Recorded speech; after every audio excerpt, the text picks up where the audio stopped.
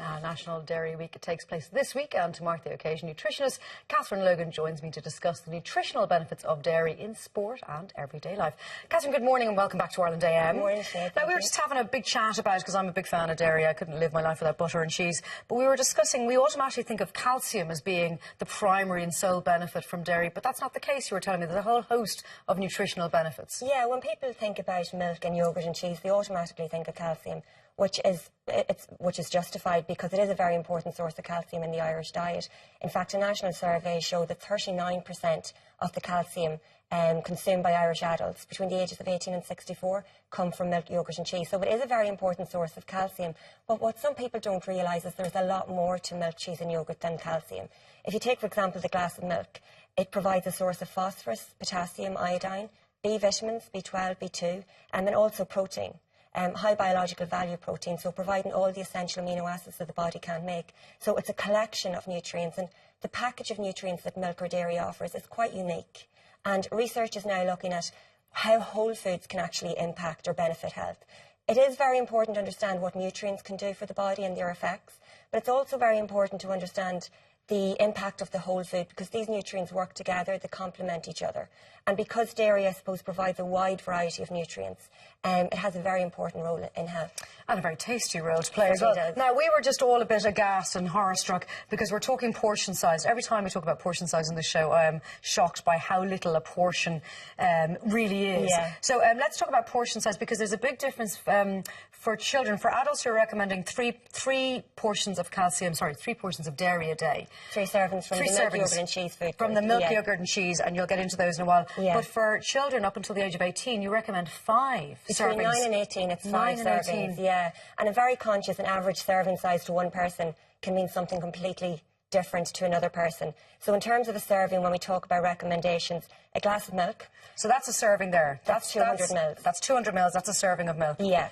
Because you'd see a lot of kids would come home from sports and just chug a whole carton down. Yeah. So, which is fine, I suppose, for kids, but for adults, maybe not so. You need to peel back a bit. Well, I suppose when you're talking about maybe sports nutrition, there are other, I suppose, things to bear in mind. But in terms of just what a serving is, in terms of the recommendations, we're talking 200 mils of milk. Okay. 125 mils of yoghurt. So that's about the average, typical carton of yoghurt. And here you have it here. And that's what it looks like served out in a dish.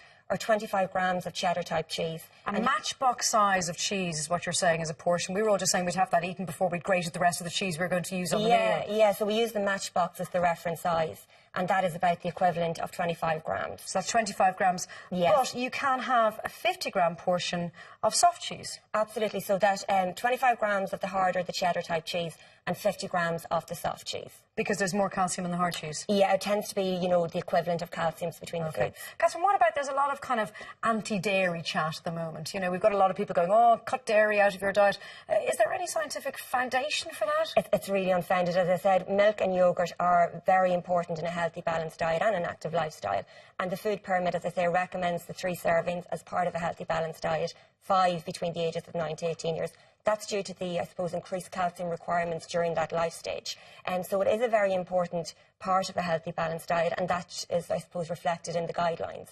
Also, what I'd really like to highlight is how versatile this food group is. If you like your glass of milk and your cheese and your yoghurt the way they are, perfect. But there's so many different ways of including it in your diet. You've got a little example here for us, just on very simple ways that Absolutely. You can get it into children if they're not overly keen in it, or as adults we can take it as well. Yeah. When it comes to women, we do need a lot of calcium when it comes to our bones and osteoporosis. What about pregnant women? Do they need to have higher levels of dairy intake? During pregnancy, it'd be the same for the 3 for adults, and then obviously 5 between 9 and 18. Okay. Yeah. Now, talk us through the little kind of examples. These are very easy ways to get it in. Yeah, as I say, it can be very, very simple. It can be as elaborate as you want either, Sinead. But some very, I suppose, simple examples, starting off with perhaps the most obvious one, the most convenient, is your breakfast cereal with milk.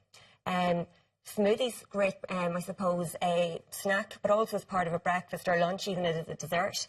Even after sports, a lot of people enjoy smoothie or flavoured milk. Now, more and more we are seeing the evidence shown, and actually at the conference this week and symposium it was discussed, on how beneficial milk can be when taken after exercise from a rebuilding your muscles perspective. Yeah, well, what we did as part of National Dairy Week, the National Dairy Council, along with the Irish Nutrition and Dietetic Institute, we hosted a symposium on Tuesday evening for industry experts and dietitians.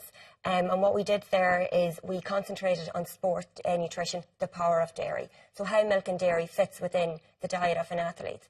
And I suppose what we're finding is that the interest in this area is definitely increasing. There's an increased recognition of the impact of nutrition and diet when it comes to sports performance. So we had two experts from the UK, Dr Emma Stevenson and Dr Lewis James, speaking about recovery. And then Ruth Wood-Martin, the performance nutritionist with the IRF, tied that all together. Because the Carney brothers are your ambassadors, of course, they were there. Yeah, they were there to lend their support. Big fans of the old chocolate milk. Catherine, great stuff, and it is very simple, although I am shocked at how little cheese constitutes a portion. I will have to cut back on my portion size when it comes to everything, unfortunately. But we do know that dairy is good for you, and it tastes damn fine too. Catherine, thank you very much. Thanks, now let's take the news with Siobhan.